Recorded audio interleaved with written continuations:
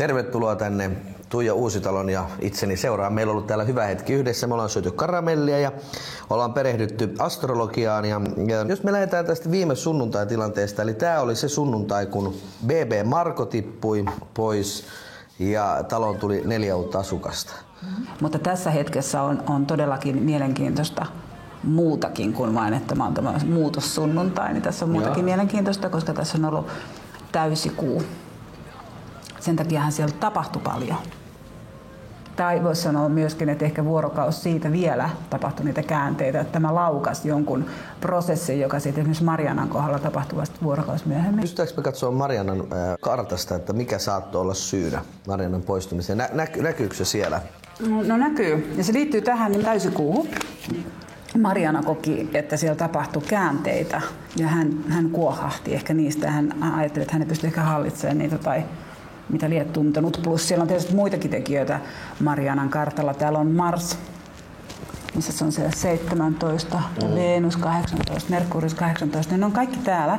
Hänen kuumerkkinsä ylittänyt ja oppositiosta ne aurinkoa ja tähän oinaspainotukseen. Hän on vähän viime päivinä ollut vähän, miten sanoisin, tulisilla hiilillä. Mutta kun hänen syntymäkartalla on myöskin, täällä on kuu Vaassa ja Venus Oinaassa, niin nämä jo keskenään tekee tämmöisen tietynlaisen jännitteen, joka kertoo tästä hyväksytyksi tulemisesta tai kaveripiiristä ja suosiosta.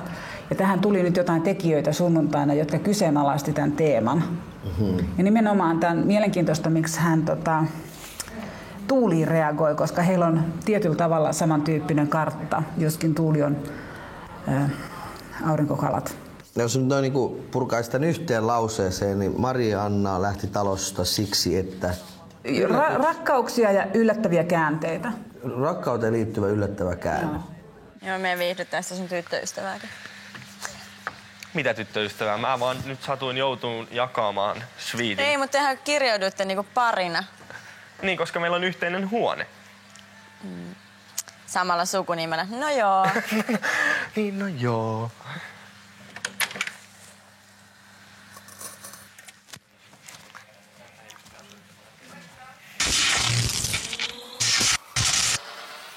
Tätä mieltä oli meidän PP-tuotantomme oma astrologi Tuija Uusitalo.